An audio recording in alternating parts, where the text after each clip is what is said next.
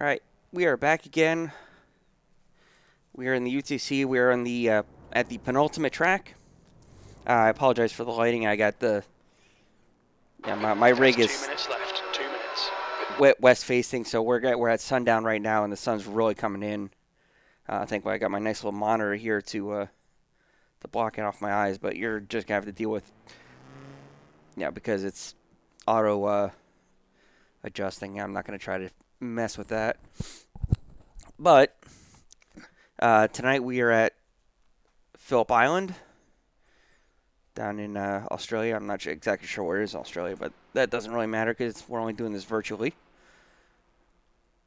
Let's switch over to my qualifying setup because we've got qualifying starting in a couple minutes.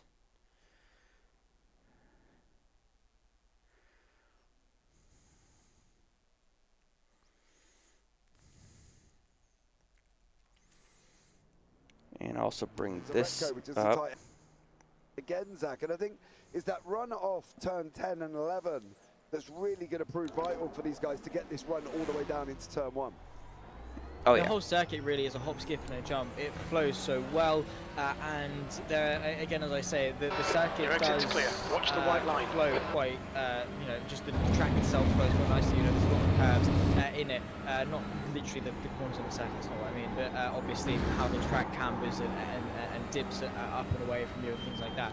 It is a really, as I say, really fun circuit to drive. But you are right in saying that turn 10 is one of the most vital corners on the circuit because you get a good run off that, it leads into turn 11. But that in of itself, I think, is definitely the most important circuit. Because corner on the circuit. Yeah, it's turn 11, mate. It's a cracking circuit. Cracking circuit on his own, is it? Whole 15 meters in length.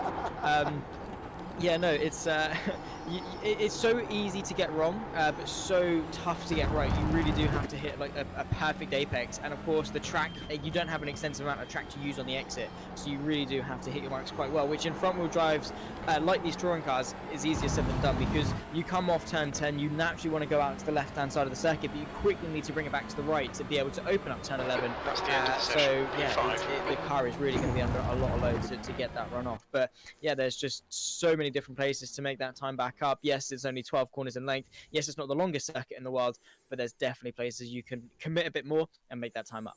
Yeah, absolutely as well, and it's something that we're really going to be looking forward to here and see what these guys can do. I'll have these guys up during qualifying. I'll pull them down during the race. But I'm still not feeling great, so I'm going to pull my mic volume again so you don't have to hear me. We've got the format, though. Sprint race will be 12 laps. Feature race will be 16, plus the mandatory drive-through that we are so accustomed to seeing here in the UTC. So exit's clear. Don't cross the white line. Okay, Sean. We've got 14 minutes to do the business. About how, what is their decision going to be, and then there was talk in the Discord about whether or not maybe people need to take it early, take it late. That's going to be the situation. From your point of view, though, what would you do, Zach? Would you come in the feature and just say, right, I'm going to get that one out of the way and go into the pits? The track temperature is I don't falling. know because It's I now haven't 65 raced this. Fahrenheit. So again, I can only go off the theory behind it as opposed to the practical application of what you're doing. Because having the theory behind it is great and all, but there's often times where it's not really going to actually work out practically for you due to a number of different circumstances, whatever that is. But for me personally, looking at it at face value, it depends where you are. If you're at the back for the feature race, come in early, get it done. Have that clear air, Stay let behind the people line. in front of you start fighting out so that you're naturally going to be gaining time back up on them. We saw it last time with Tanner Garden, and when he took his pit stop, was able to run his way back through up the field due to the fact that everyone else had taken theirs a little bit too late. Same too with Sean Roberts. Took his way too late at the Red Bull Ring and suffered in P5. So, but again, if you're at the front, like to be fair to Sean Roberts, he was go long because then you've got the clear track in front of you. You can then try and run away, hope that people behind you start to fight, and then use that to the best of your ability. I think there's no set algorithm to do it. There's no way to be like, okay, this is what I've got to do and exactly do it this lap, and play it like that. You do have to just play it by ear, go off instinct more than anything, see how your race is going, and then base it off that. Because as we always say, it's not the most complex thing in the world, this pit stop. It's not like you're coming in, changing tyres, fueling up, trying to do the exact amount of things. You're just trying to fly through the pit lane. But even that, the timing of it is so pivotal to seeing how your race goes. Yeah, and I think The leader is just done 144.59. Unfortunately, though, he was losing time, and maybe that was the problem that we were looking at. Maybe that decision that we were sitting here saying that you've got to make it early, because you are losing time every single lap. Kind of didn't really help him because he just lost too much time with the likes of Lewis Archer, Chris Byer, Callum Regarton coming up behind him, and he just couldn't maintain that lap times up, and I think that's where he kind of struggled. So, you know, it's a tough one with the pit stop, because you never really know when you're going to make the right choice. You've only got to look at whether or not, if Danny Bleak goes in, are you going to go and cover him off, for instance, or if you know, Lewis Archer goes in, are you going to cover up? I think that's a lot of what the mentality will be, is whether or not you're going to cover off the person in front, or you're going to go and try and go for the overcut or the undercut and take the early or the late stop. And there's a lot to think about, even though they have got a short laps, you know, 16 laps in the future before they can really go through and make that decision. But I think they've just got to see how it goes. And as you say, it's not the longest of circuit here either. You can see Danny Bleak at the moment, probably 2 purples on there, absolutely flying. The leader has just done a 141.03. And I think I'm still interested to see how they maintain it and what they do here. I think. Yeah, absolutely. You really hit the nail on the head. Yeah, as I said, there's no set way to do it. You do just have to see how your race is unfolding, what you can do, and when. But you make that decision in a split second, and that again is sort of going to separate the good from the great in this race. Those that can use their experience to know what the right decision is to make. You don't know what that right decision is. You only know if it's the right decision when you've made it and when you get to the checkered flag. And then you look back in hindsight and think, what could I have done better? Could I have done this? Could I have done that? If you get it right, great, fantastic, you got it right. If you got it wrong, look at why it went wrong. Was it the decision itself? Did you make a mistake? Were they just that much quicker? Could you have done anything better? And then use that to improve your run going into any future races, obviously, or in part for rounds 14 and 15, and then also for next season as well. Use your mistakes to boost your driver ability, because again, it's a long championship, and everything you can learn now, because right now, if you're not in a championship fight, which the majority of people on this grid currently are not, use these as test sessions. Use it to see what you can do. Push the limits a little bit. Overstep the mark, find the limit, and then rein it back in, and then you know where that limit is. You can learn from that, because 9 times out of 10 you learn a lot more from your losses than you do your wins. Absolutely, there we've just seen the pole position try and sector 2 time is good. Bleak and Ivan Balkamp have been knocking it backwards and forwards. Bleak again, green in sector 1, purple in sector 2. How's he going to be doing for the rundown in sector 3?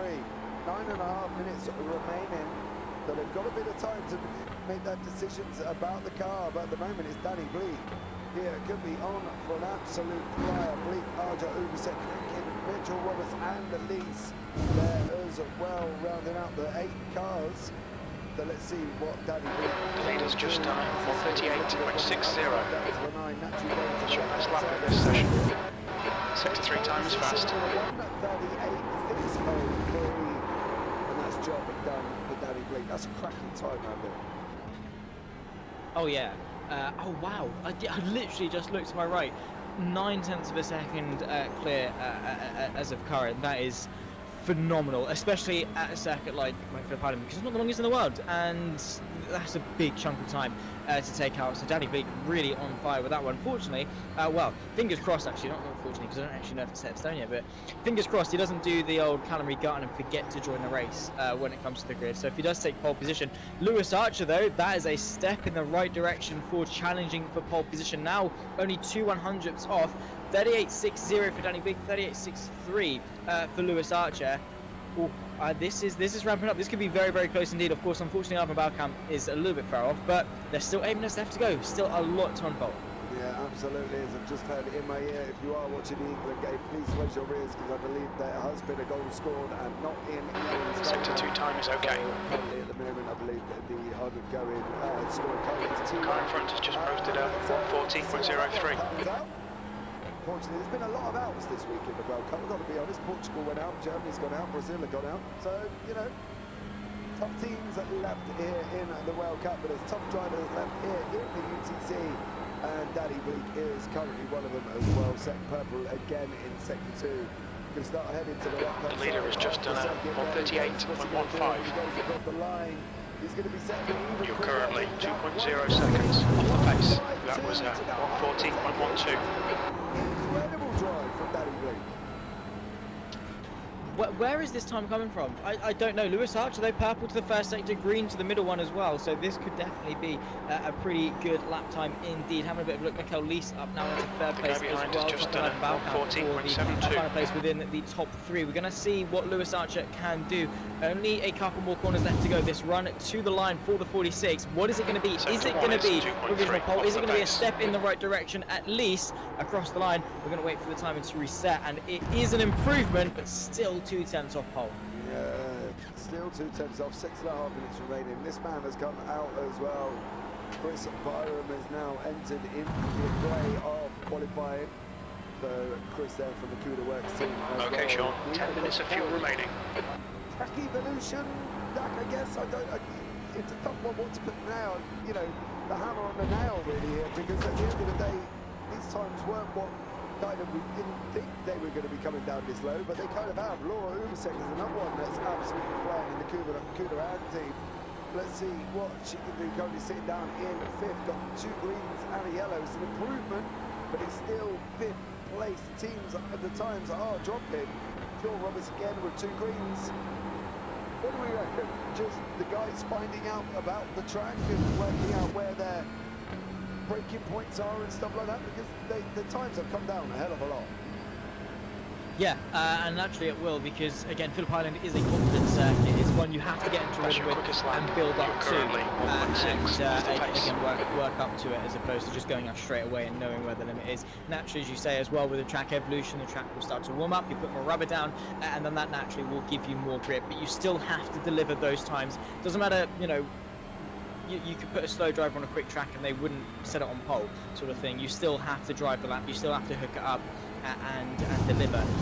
But yeah, still seeing some phenomenal lap times and close lap times as well. So it's interesting to see what the time is going to be between Danny Bleak, Lewis Archer as well, in that bid for pole position. But again, it just remains to be seen. It's all an unknown at the moment, and with the thing with track evolution is it can just switch on at a moment's notice. The track can go from really bad straight to being pretty much optimal in a blink of an eye in some cases. So it's going to be the ones that can play the track as it is, see what track you've got, and then deliver on that. Yeah, Ivan back up there, just set a faster time as well on a 1:38.846. Laura Ubersek has got another 2 greens here going round the final turn 11.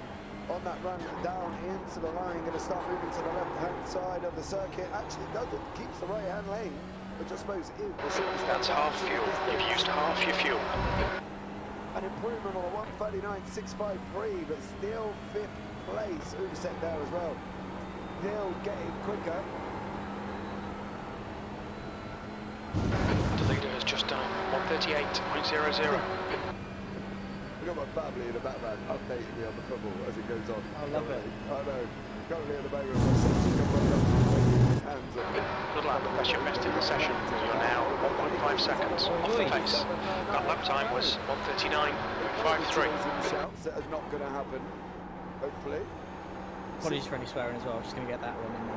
Yeah, we'll have to get the Just going to shout beep. As soon as we hear noise, just beep. I'll just hit the mute buttons, I think, mate. Yeah. So I think we're going to be in here 3 minutes 40 remaining. Sector 1 is 3.0 off the pace. So there we go. Lewis Archer going purple in sector 1, and then green, an improvement on a 1:38.309. So let's see what happens with Lewis Archer. I think we're both sat here, Zach, waiting anxiously. Just anticipating. I'm like, mate, is anything going to happen? I know. I'm sitting there with my fingers on the buttons, currently ready to mute off if something exciting happens in the game.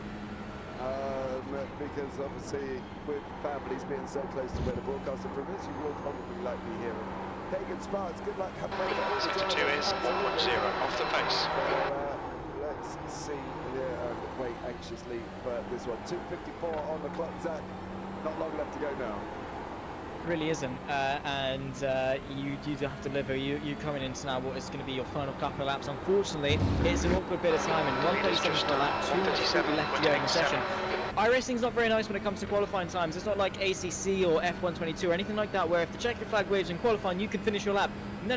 When it comes to iRacing, when it comes to race room as well, you don't get that opportunity. Time hit 0, bam, done, sorted. It doesn't matter if you're 5 tenths up on your lap. iRacing's like, I don't care, mate. Sorry about that. You tough luck to run it a bit earlier. So, because the chance of you getting another lap is not a given at all. Just seeing now, you can see there Sean Roberts up to P6, Chris Byam inside the top 5 now with the 39.5. It does seem to be mainly the sort of the top 3, well, not really the top 3, the top 2 that seem to be the closest, but beyond that, it is quite close in that fight for P5. There is Lewis Archer, unfortunately unable to improve. That is going to be his qualifying session done and dusted. So it does seem to be that P2 is going to be the best that he can do, nearly half a second off Danny Bleak. This, you have to say, qualifying doesn't tell the whole entire story, but it's looking good. Yeah, and I believe that there was a missed penalty as well. That could be why the noise level in my house did not rapidly jump up. I believe the penalty went up flying over the bar. But anybody that is missing the football currently at the moment, sector 2 is 2.6 seconds off the pace. The guy behind has just done I was like, okay, I know how this is going to go. If it stays quiet for like the next 20 seconds, it's disappointment. But I just don't know, honestly.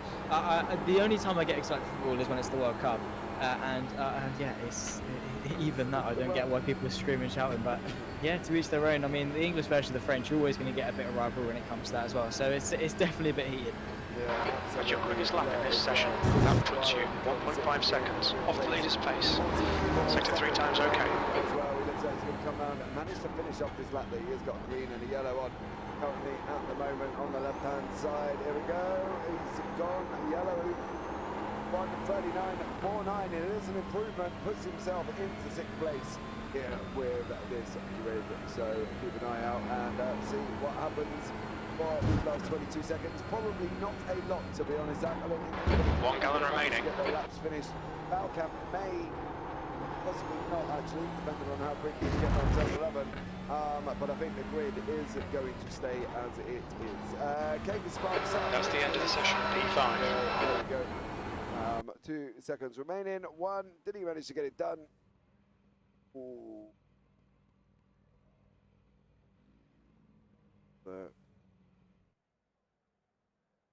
We go with the grid for this race.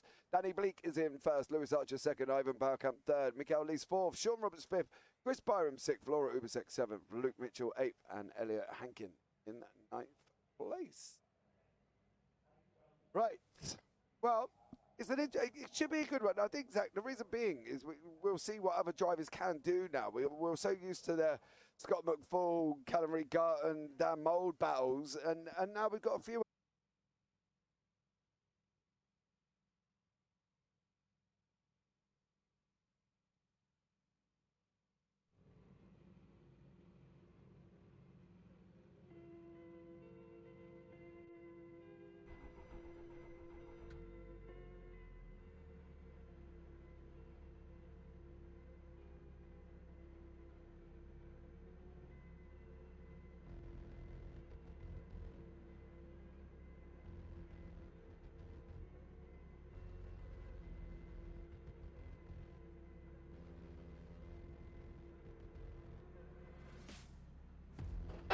Track temp is 71, the air temp is 66 Fahrenheit, 24 minutes. Okay, Sean, get ready.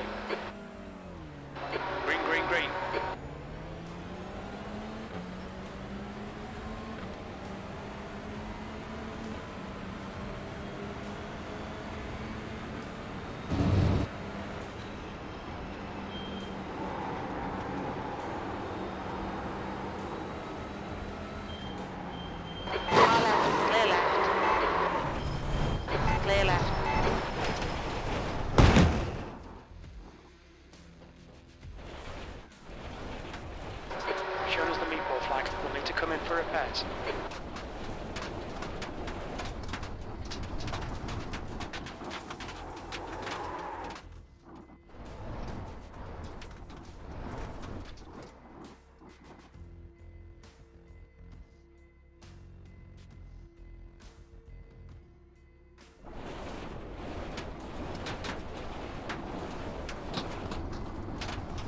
Oh, that didn't last long.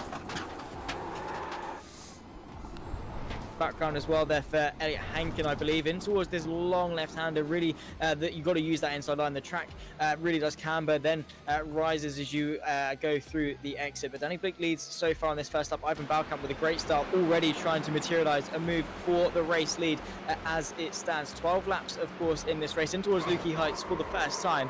And this is where we're really going to see some action. Are we going to see a send for the race lead from Ivan Balkamp? You can really have a bit of a look to the right-hand side. He gave it a good go, but I think choosing the better option, a bit of a send in the background as well. A little bit squirrely there. Oh, it's really all kicking off, and oh, there we go. Luke Mitchell going off there. Sorry, Zach. It was Luke Mitchell from GTR Evolution going off as well. But back to the leaders, Danny Bleak and Ivan Balkamp and Lewis Archer now. Archer's battled his way back into second. You've got to expect a Bleak Archer battle, I think, because of where they were with it qualifying. They seemed considerably more quicker. Nicky Ellis is climbing all over the back of Ivan Balkamp currently in the moment as well. They're side by side running down into turn one. How is this going to work? Is Lee's going to come out on top? He's going to have the... Ooh, okay, where you gone? There you are. Balkamp there has gone off as well. I think that could be... No, Lee's in a bit. In the gravel. Can he get it out? Well, he survived. He didn't end up in Had a heck of a start, too. Turn 2 is such a tricky corner. It's one that there's no set way to go about it. You really do just have to feel how the car's doing lap by lap. It's you're coming off turn 1 quite quickly. You're going into turn 2. There is Laura Rubisax going off at the right hand hairpin, unfortunately for the Swiss driver. She's had a bit of an off, and that again just goes to show how tricky Phillip Island can be. Fortunately, though, we have still got this fight for the race lead. Danny Bleak versus Lewis Archer, Ivan Balkamp and Chris Barham, your top 4, and those are the breakaway 4 in this race so far. But yeah, back to what I was saying about turn 2. It's one that you're braking and turning, you're putting the car under a lot of stress, and if you get it marginally wrong, you are just going to go straight off, because the difference in the gap between the braking zone for turn 2 and the gravel trap isn't a lot. You don't have an extensive amount of room to brake, so if you get it wrong, you are just going to go off, touch that grass, and straight on, particularly in touring cars. Yep, that race is over. Your front tyres go onto the grass. No, not much we can do about that. Delivery. You've got no steering. You are just going straight. 139.30. The insights from Zach Sweeney about Phillip Island, and we're going to jump on board with Lewis Archer and tell you exactly what we mean about turn 2, as he's going to be coming around the right hand of one. We're going to go out as far left as we can. Bib gear there for Archer. There we go. That's what we were talking about. My video and the stream are off by a little bit, just so you know. That's 20 minutes to go. But that's what we mean, is that you run wide in turn 1, you can't stop the car. Look at Sean Roberts, and he was just, well, he just went off for miles, didn't he?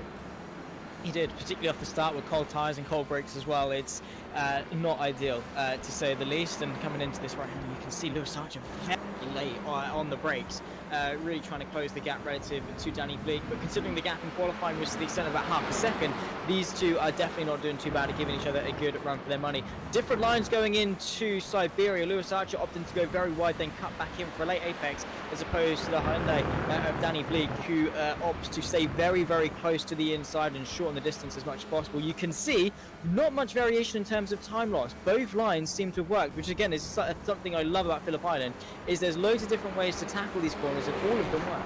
Yeah, exactly. You can go wide, you can go come in and hug the inside line and still get away cleanly. As we see Archer there taking around Lukey Heights, and literally just any way works down into the MG hairpin where they're coming in now, and the round through 10 to 11. And I think that's where the versatility... The leader has just done a 138.80. Can go and digest almost the whole part of the circuit. Take on different lines, work out where the best way to go is, and away you go. So, you know, I think that's the best thing about this circuit. Yeah, for sure. Well, there's not an how did I even try and say that? I don't even know. There's not even an infinite way of going about the corners, as we saw with Sean Roberts. He took one that didn't quite work into turn 2. But there are a very wide multitude of different ways you can do it. And as we say, they do all work. But it is just a challenging circuit. You have to play it by ear. Maybe the variations are due to the chassis. Of course, we've got Danny Bleak in the Hyundai and then Lewis Archer in the Honda Civic. So maybe the chassis difference might be causing different driving styles, how they have to tackle the corners. Maybe the Honda Civic has sort of maybe a slightly worse power delivery. I guess, I don't know if the Hyundai, does the Honda Civic, do they include VTEC in iRacing maybe? Maybe the Honda needs the later apex to get the revs back up, going off the apex of corners. But yeah, no, definitely interesting to see that slight variation, of course. And as we approach halfway through this race, it is still a very, very close fight in this fight for the lead. However, what we have lost is that fight for third, because Chris Byron was sort of just chilling by himself now after losing his compatriot for that fight for third. I think it was Ivan Balkamp he's fighting with. Yeah, Ivan now down in fourth place currently at the moment. So you've got Danny Bleak, Lewis Archer, Chris Byron, Ivan Balkamp, Laura Rubasek, Elliot Hankin. Again, this is all the way down in seventh, losing 3 on his good start, and Luke Mitchell. But it is The leader has just done a 138.48. up front on lap 4 as they go now into lap 5. What do we think here? If you had to sit and pick, then, you know, who would you look at and say, yeah, that they're going to win? Danny Bleak. Oh, maybe not. That's sideways. He has gotten a really poor run through turn 2. Fortunately, he's been able to save it. That has allowed Lewis Archer to reclose that gap. Not to the extent that has allowed him to get through. But as I was talking about how Danny Bleak seems so calm, composed, and collected, that has all been thrown out the window with that small little mistake there into turn 2. Lewis Archer is now the most consistent of the two. He's also just set the fastest lap on that previous lap by 38.32. Archer was able to do. Might need to change my opinion. I think Lewis Archer might want to have this one. Could be Archer's to lose. I think he keeps climbing all over the back of Danny Bleak, and Danny gets a little bit nervous. I saw Sean, we saw, and then there was just a one-way ticket to nowhere for Sean Roberts. So we can have a quick look back at that one. There is Sean, and that was one of the Cougars. I think it was Chris Byron. May have given you that little run tap, and off you went, unfortunately, Sean. So there we go on that one. But back up front is still Bleak, Archer, Byron, Balkamp, Rubasek, Hankin, Lise Mitchell, and of course Sean Roberts, who's sat in YouTube chat with us currently at the moment. So welcome in, Sean. I'm looking at Archer as well. I think Bleak could be find himself under pressure and then sort of buckle a little bit, especially with the trickiness of 1 and 2. But never say never for Danny Bleak, I guess. Yeah. I mean, he's still leading the way. He's got the track position. That is vital around Phillip Island, because you can get moves done, but it is favourable to have that track position. Oh my word, Lewis Archer, no! Oh my word, a little bit wide going through turn 1, tap the rear onto the grass, and he finds himself very wide through turn 2. We speak too soon, James. Straight away, we did it to Danny Bleak, we've done it to Lewis Archer. That just stings. That sucks so much. The way we're like, Lewis, this is Lewis Archer's to lose. Oh my god, yeah, he's going to do great. Bam, in the wall. Not quite in the wall, but into the grass. Going to take another look as to how this happened. It was the smallest of mistakes. Yeah, what worse after that is I think Danny Bleak ran off after that as well. He didn't run off too far, but he ran off, and then look, Archer managed to keep out the wall, so I suppose that's a good sign for him. And that way, but it was, yeah, that's kind of taken the battle away as we're halfway through the race currently at the moment, and he managed to hold on 3.2 seconds to Chris Byron now, so this could get heated up between these two, but that's kind of it really, isn't it? I think Danny Bleak now is just going to keep it on track, and his job done, isn't it? Yeah. I mean, Danny Bleak, fair enough. I mean, it's now up to him to not make the mistake for the rest of this race, which can still happen. Don't want to, you know, again, hype something up that's not going to happen and be like, oh yeah, he's going to make a mistake. We're still going to have a fight for the lead, because chances are we're probably not. But, you know, we can hope. It's December, Christmas miracles, things like that. But yeah, we'll have to wait and see. But you can see Danny Bleak there, excess of about 150 miles an hour as he dips downhill and towards turn 1. And in touring cars, that is very, very quick to run your way through. Also, averaging about 120 miles an hour through turn 1. That is fast. Yeah, but I think the play of the circuit allows that. I think they do drop downhill, down the start for the straight, and then down into that turn 1. So maybe they carry speed all the way through. But we're going to have that really what kind of happens here. The Dutchman and the two Englishmen behind are going to have to set over chasing Cyril Unfortunate Lewis Archer behind. But it looks like really, I think Danny Bleak is the only one who can lose this, and he can lose this on his own. So there we go. Tried to join for the main race, but registration is closed. Yes, unfortunately, iRacing have this wonderful thing that he doesn't have registration after qualifying has ended, if I'm not mistaken. Zach. I think so. I think it does get to a certain cut-off point. Fingers crossed he can join in for the second race, though, because to get 10 and Scott McFall as well, starting at the back for the second race, that's going to be one to watch. Yeah, that would be quite fun, wouldn't it? I don't know if the session opens in the middle of this continuous session. Have to keep an eye out for that one. Have a go in a bit, Scott, just in case it is a continuous session. And then you might not... The leader has just done 1:38.34. See what happens to see if you can get in. That would be incredible. Danny Bleak on lap 7 and coming to 8 now. 4 laps remaining. Bleak, Archer, Byron, Balkamp, Udacek, Hankin, Lees, and Luke Mitchell, who looks like he's taking his own little diver off track. This is what happened to Mitchell. Running too deep into there, then his way back on now. So there we go. It was kind of went to the race that we weren't hoping for, Zach, did it? Where we were saying that all the cars will be spread out across the track, and currently, apart from the midfield of 5, 6, and 7, they're all kind of within the same vicinity of circuit, aren't these guys? But everybody else is a little bit more spread out.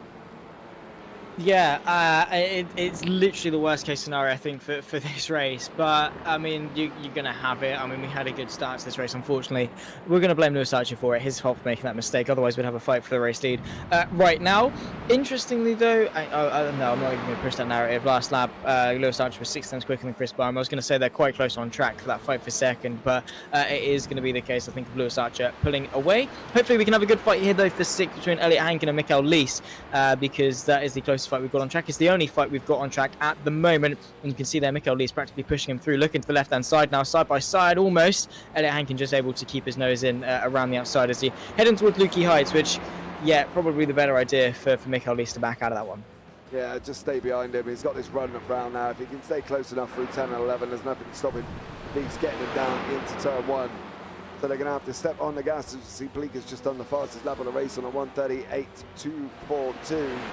Elliot Hankin tucked now. He's got the looming Mikael Lees behind him. There is Mikael there. Let's see how close he can get and whether or not he's going to be close enough down into turn 1. I don't think he is this time around. However, we are going to have side-by-side racing with Ubasek and Hankin and Lees. Are they going to manage to keep it on track? They are at the moment. And it's Ubasek and Lees side-by-side. Going round turn 1, and Ubasek comes out after losing that position to Elliot Hankin there. Well, nice move from Elliot. Kind of wasn't the move we were expecting any more than this is with Lees and Ubasek. Lees on the outside. Contact. Ubasek's going to go. Cuts back in front. Oh! Oh, that's huge. That, oh my word, playing bowling there as they're running their way in towards the braking zone. Fortunately for Laura Ubasak's been able to get it back onto the circuit, though Mikael Lees is going to have a heart in his mouth moment there. Up now into this fight for P5 as Elliot Hankin is following in. So I think Mikael Lees has got the better of him in terms of pace, but hopefully Elliot Hankin can keep him honest and put that pressure back on. But yeah, wow, that came out of nowhere, really, that move into the braking zone. That, yeah, interesting. We're going to take another look as to how this one happened. Darting to the right-hand side, and I think was more focused on defending, and it was a mistake in the sense that she just broke way too late and was trying to avoid. Unfortunately, didn't quite was able to do that, and then having a trip off into the gravel at turn 12.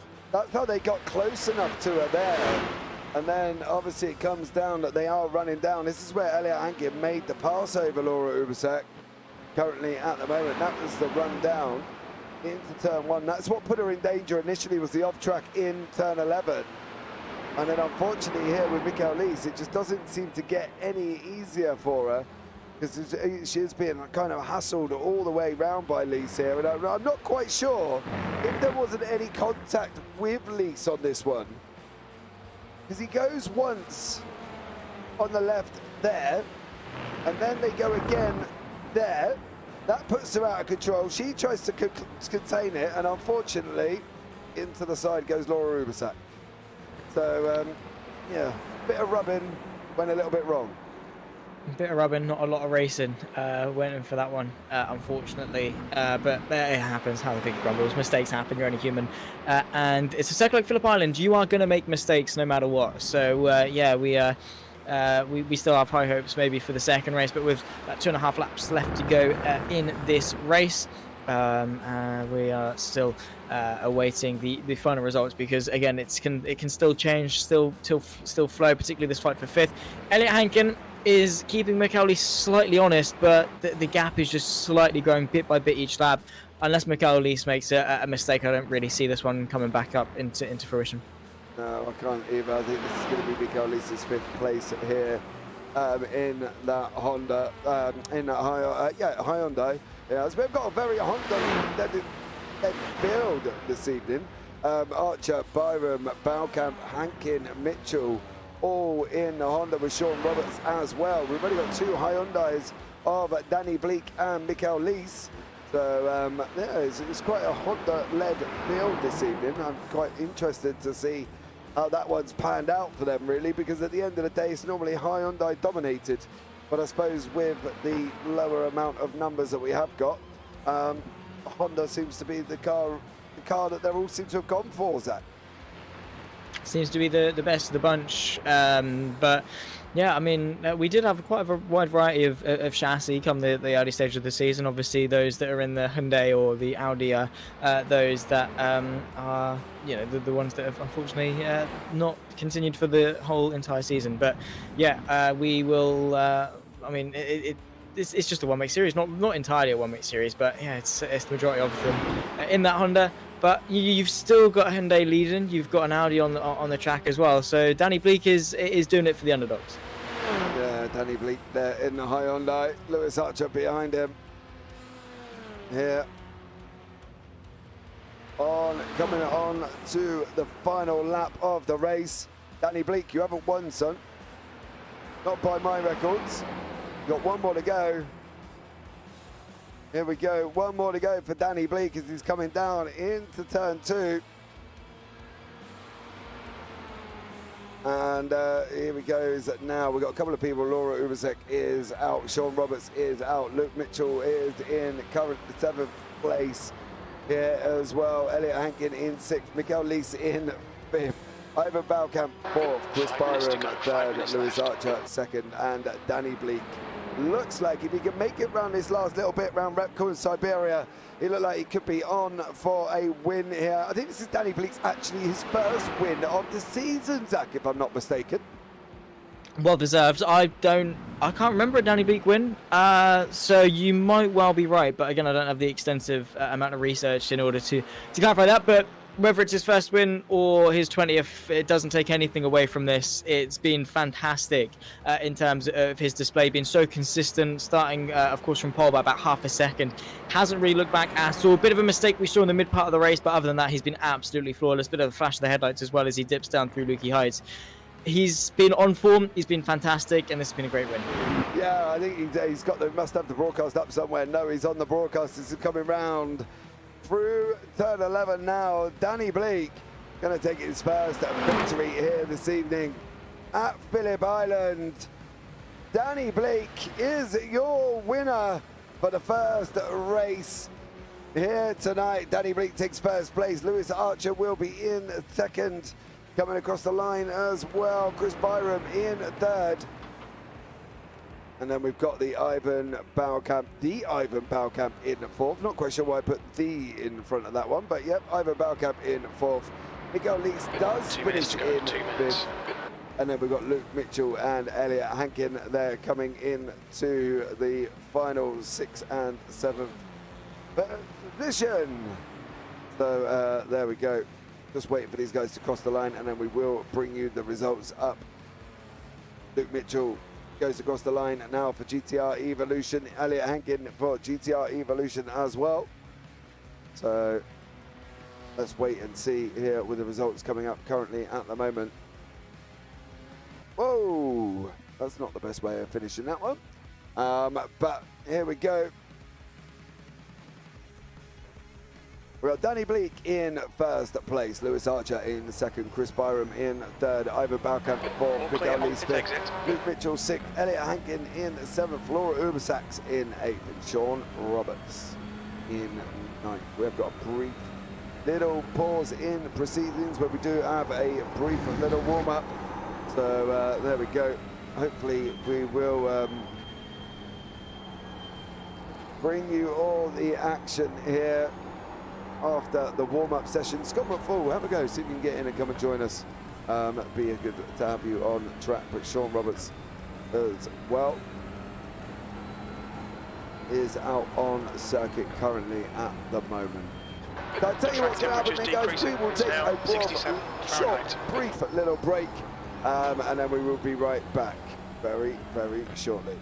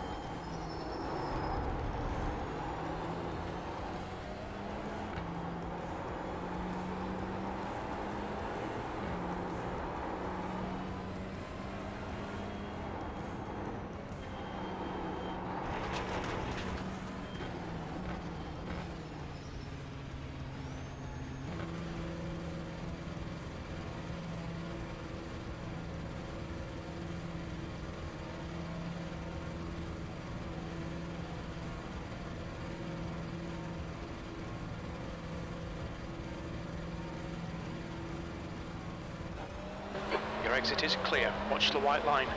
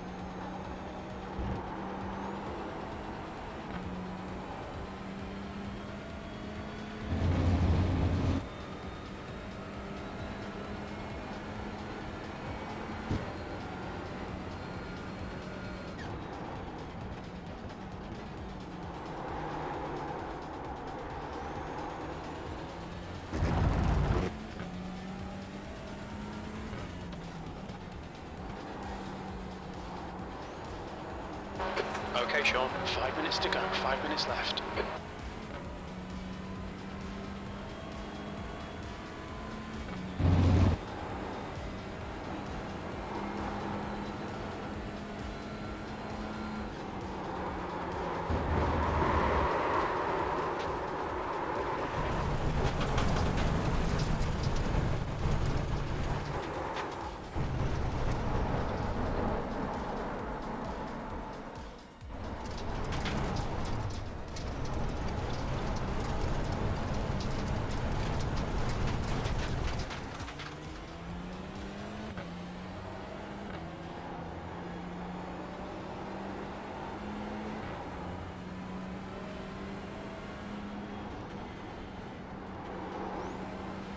Watch your speed.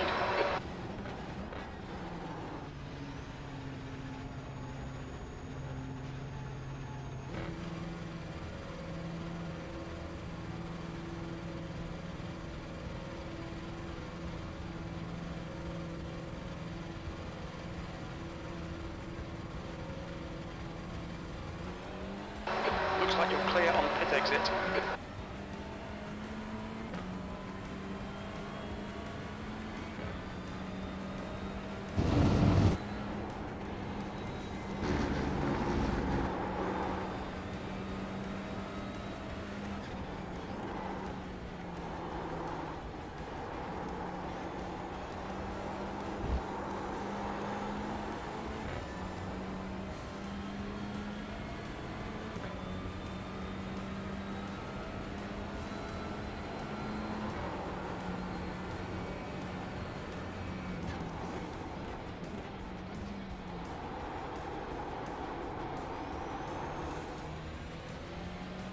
Here with 3 minutes remaining of the warm-up. Scott McFall won't let me get in. Oh, unfortunately there as well. No, Scott McFall cannot join for the second race.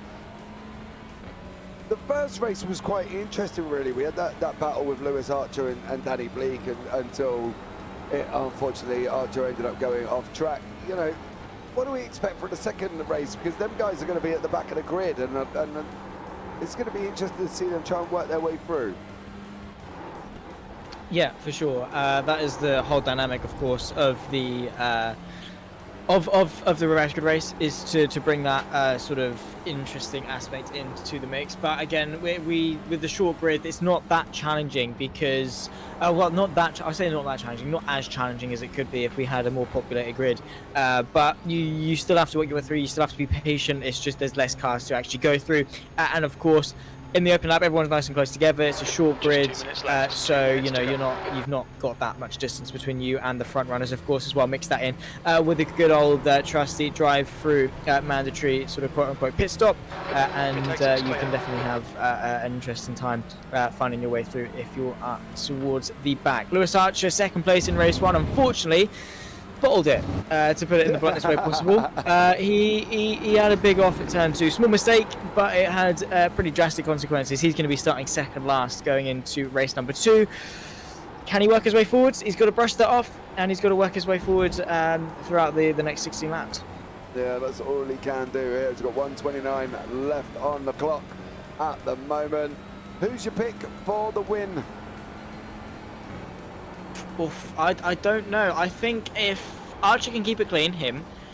If not, we are going to, we're going to see, I think, we're going to see Danny Bleak. I'm trying to remember who actually won last race. It was Danny Bleak, of course. Bleak, yeah. Had one moment, but he just looks so well informed. Qualifying top by just under 0.5 of a second. So clean, so consistent over the course of race 1. However, now it's a case of not just being quick and consistent, it's a case of getting those moves done. That is fantastic. Brilliant stuff from Lewis Archer. Get it out of the way now, I think, is the strategy for that one, so he doesn't do it in the race. Well, let's hope he doesn't. Here, as we got Ivor Balkamp on track, he's going down into the Repco hairpin, tidying up whatever, well, what already seems quite a tidy car, to be fair, and he's clearly got the pace to be able to do it this evening. So yeah, I think Ivor Balkamp there really probably doesn't need the practice as much as he's putting in at the moment. But, you know, filling in the 10-minute warm-up, why not give it a go? Flags out, See if he P2. can make any improvements on time, and he's down to a 1:47.72. So from his point of view, it seems he's going quicker and quicker and quicker, and That's the end of the it's session. going to be, I think, a tough one. The track temperature's rising. It's now 92 Fahrenheit. We'll have to see how that one works out.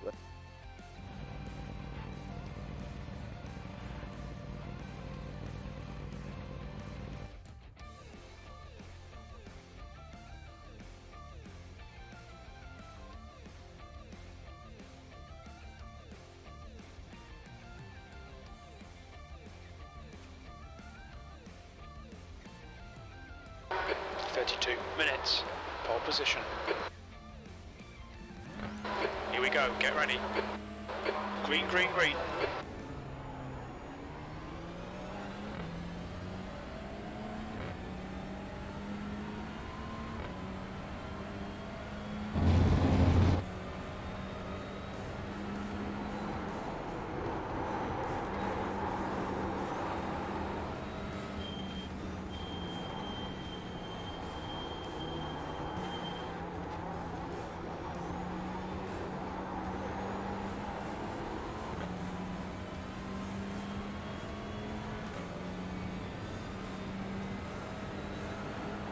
Looks like P6 has gone off in the loop. Nice one, Sean. Good start.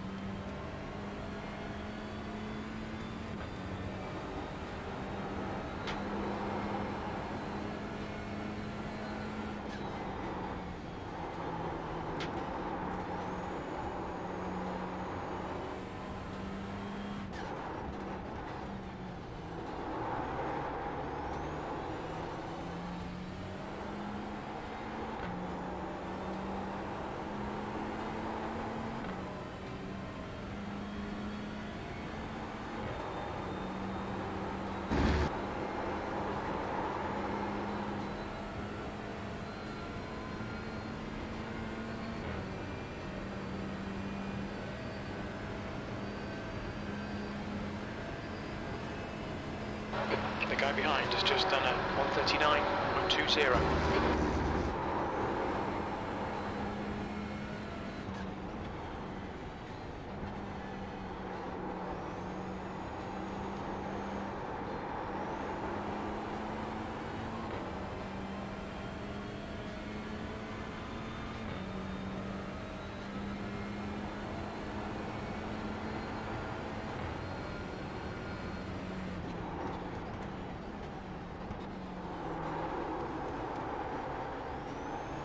car right.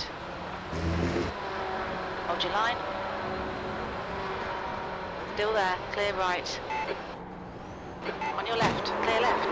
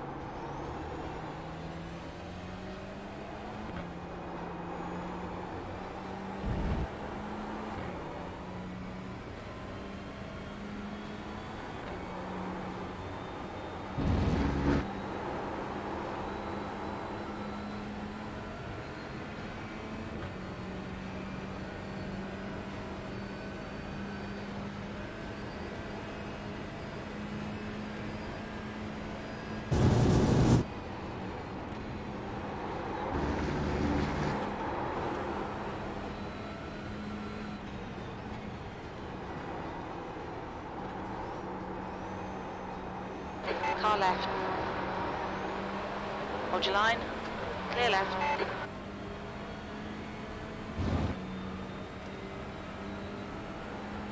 Come on, Sean. Keep pushing. We might get him back.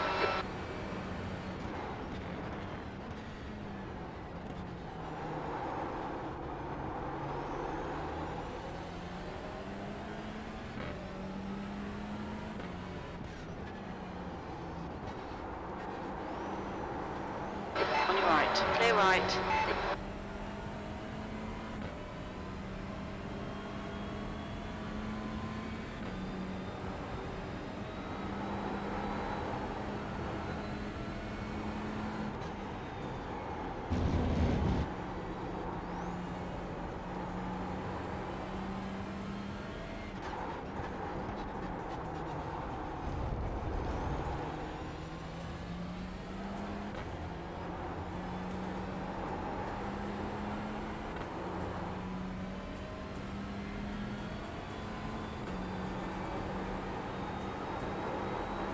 I think P3's gone off in turn 10.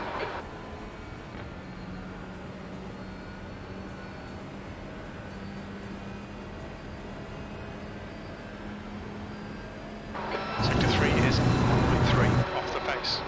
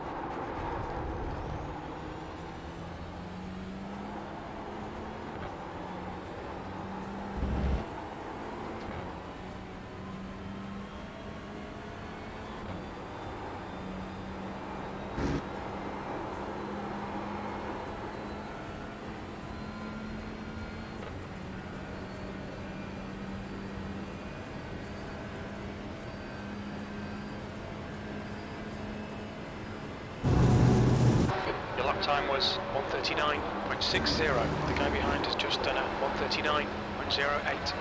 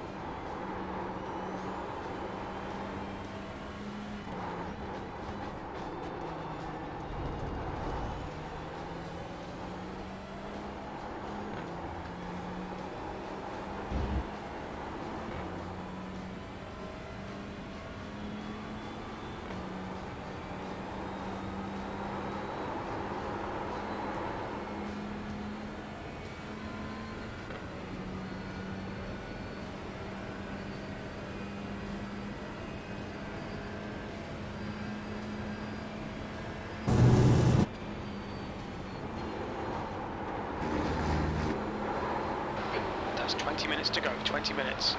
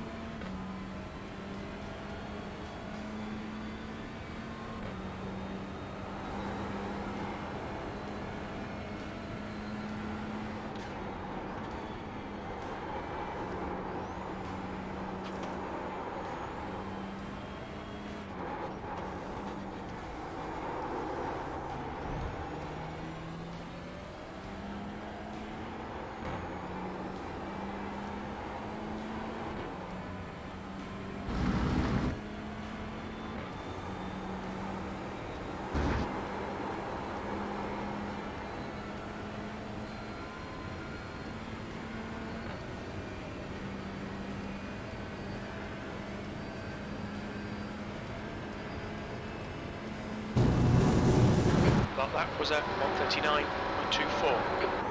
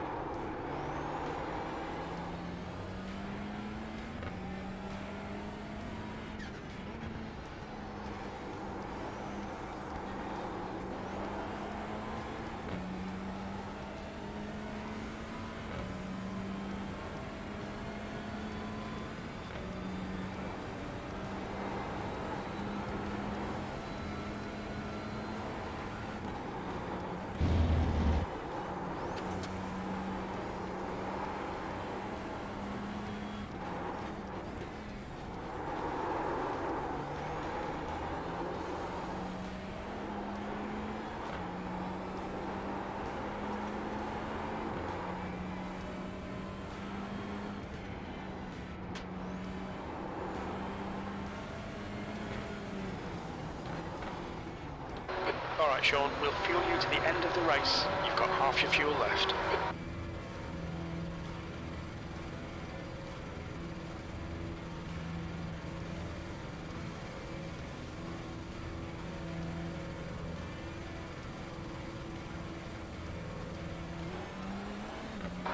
Pit exit looks clear.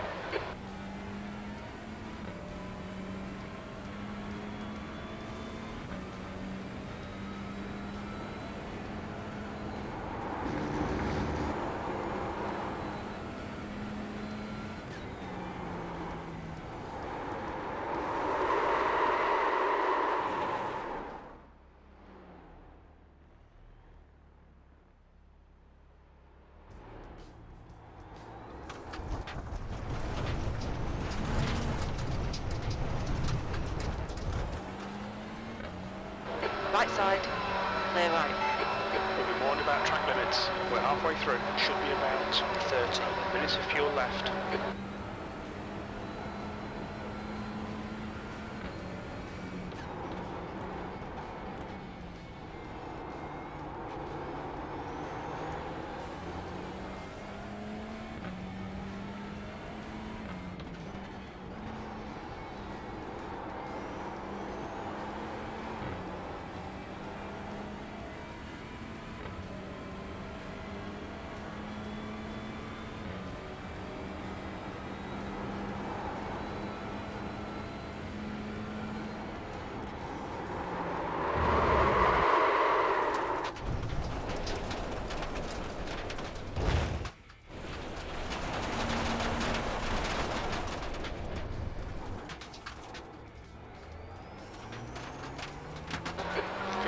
minutes left.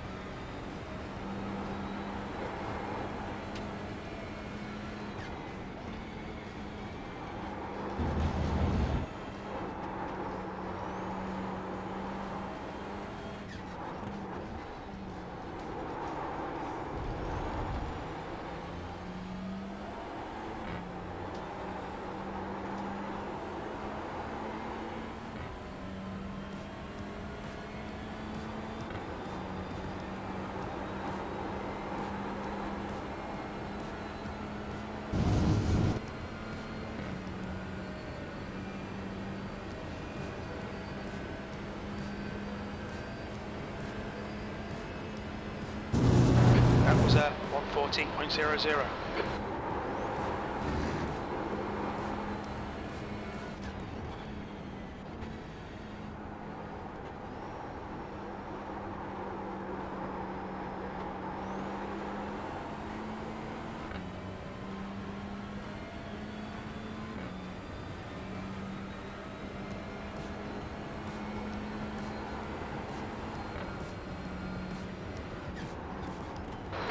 Minutes of fuel remaining.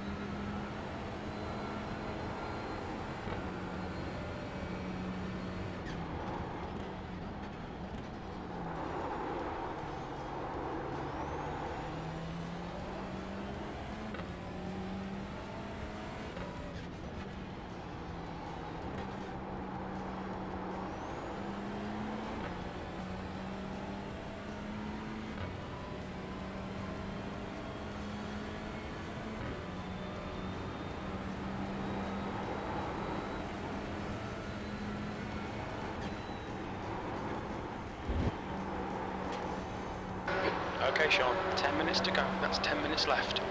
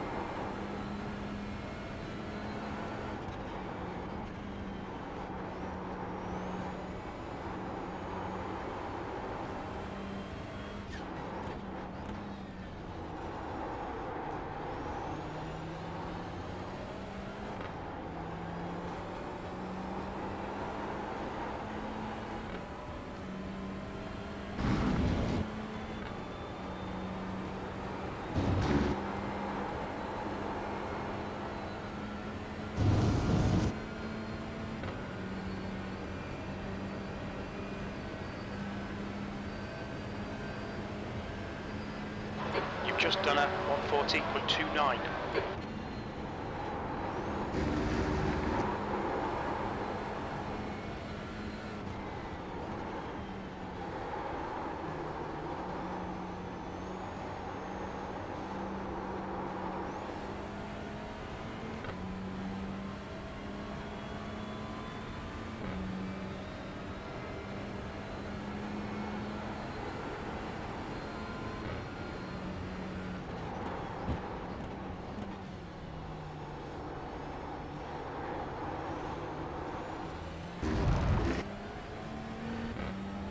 There's an incident in the loop. Looks like it's Mitchell.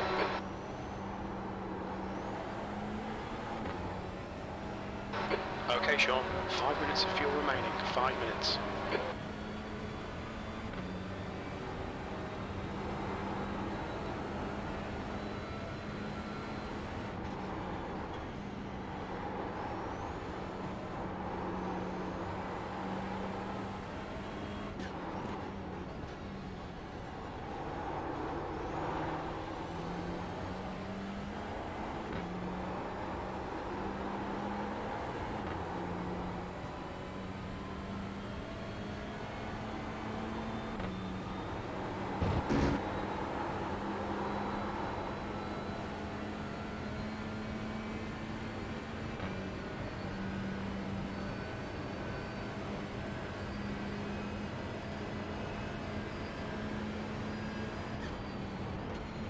That's good consistency. Keep it up.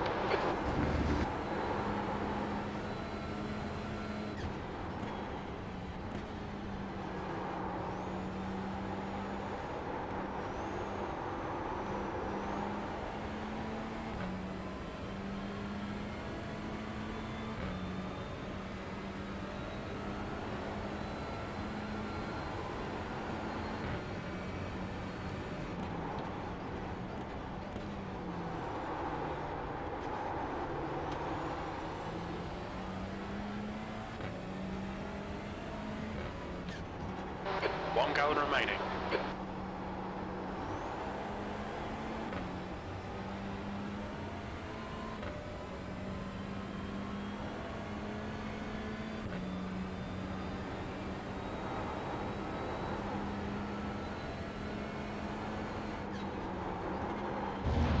5 minutes remaining, 5 minutes left. Come on, stay focused. Apexes and exits, apexes and exits.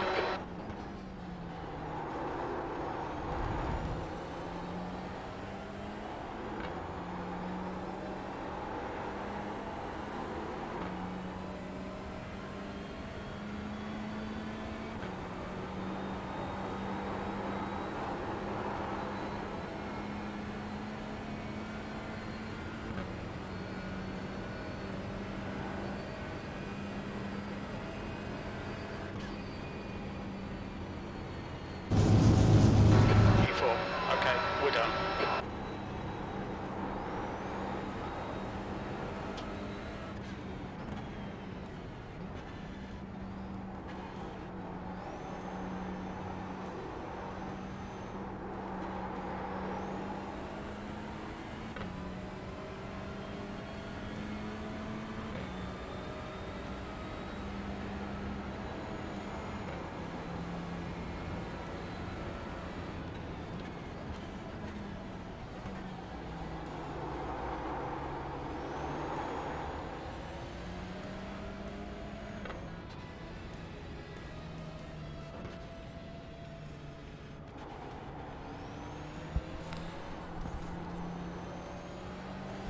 Oh, had to carry too much trail brake in the T2, and I caused the back end to kick out on me.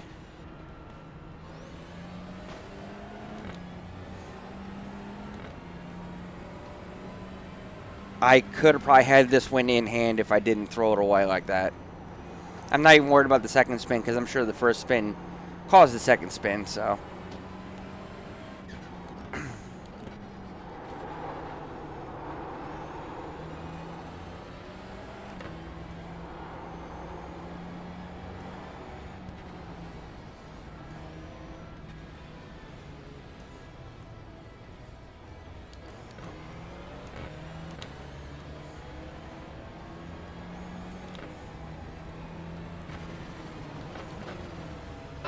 Pit lane speed limit is 45 miles per hour.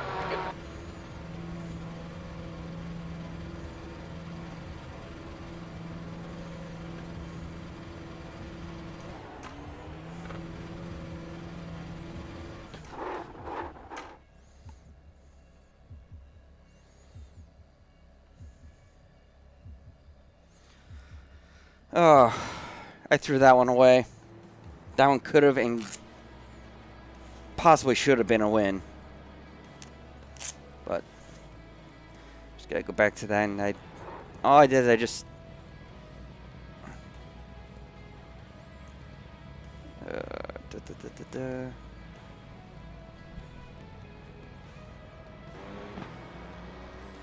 all I did is just a little too late on my braking and a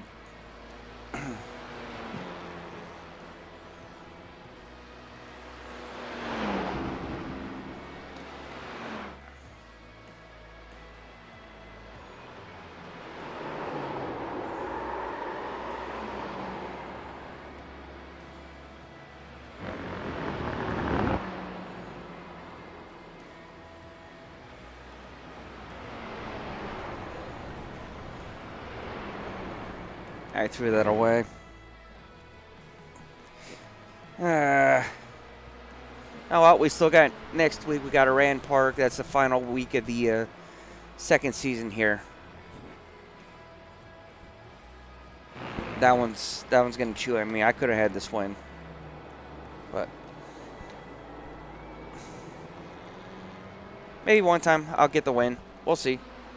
I'd have to have luck on my side for it to happen, but you never know. But till then, see you next time.